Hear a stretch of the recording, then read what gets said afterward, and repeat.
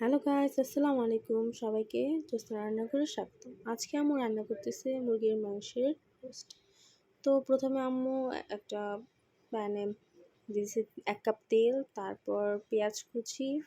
আজকে আম্মু দুটা মুরগির রোস্ট রান্না করবে। তো এখানে পেঁয়াজ বেরেস্তা করে নিছে, তার মধ্যে দিয়ে দিছে তেজপাতা, দারচিনি, এলাচ। তারপর এটাকে ভালোভাবে নাড়াচাড়া করে পানিটা একটু শুকায় নিছে।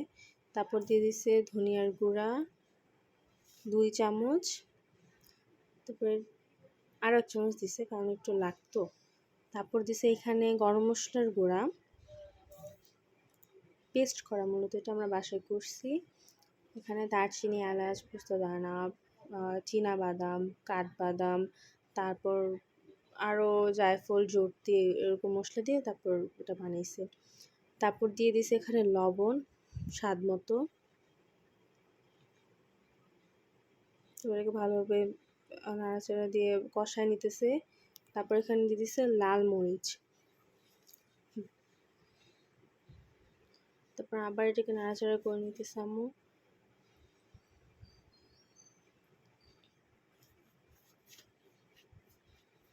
নাড়াচাড়া করতে করতে যখন তেলটা একটু উপরে উঠবে তখন মূলত এটা হয়েছে। এখানে আমি আদা রসুনের যে পেস্টটা দিয়েছি ওইটার ক্লিপটা নিতে ভুলে গেছি। তো আপনারা আদা রসুন বড় চামচের 1 চামচ বা 2 চামচ দিয়ে দেবেন, তাহলে হবে। তো এখানে আম্মু মুরগি দিয়ে দিছে। তারপর এটাকে একটু কষানোর জন্য একটা ঢাকনা দিয়ে 5 মিনিটের জন্য ঢেকে দিছিল। মাঝে কয়েকটা কাঁচামরিচ দিছে। তো এখানে আবার কিছু কাঁচামরিচ দিতেছে কারণ এখানে আম্মুর কম মনে হইতেছিল। তারপর এটাকে সুন্দরভাবে নেড়েচেড়ে নিতে হবে।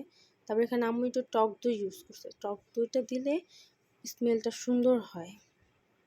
তারপর এখানে পরিমাণ মতো পানি দিয়ে দিছে।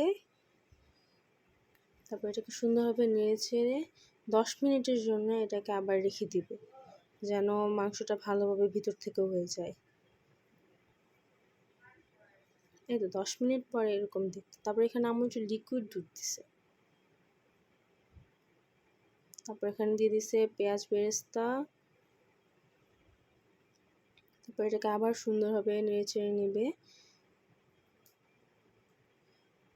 নাড়ার এক পর্যায়ে কালারটা এরকম আসছে। তো 10 মিনিটের জন্য ঢেকে দিছিল। ঢাকার পর এই তো আম্মু আবার দেখতেছে হয়েছে কিনা বা নিচে লেগে গেছে কিনা। তো সুন্দরভাবে হয়ে গেছে অনেকটাই।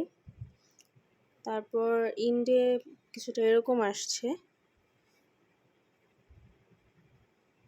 এই তো আজকের রেসিপি ছিল এই পর্যন্তই। সবাই আমার সাথে থাকবেন এবং আমাকে সাপোর্ট করবেন। আসসালামু আলাইকুম।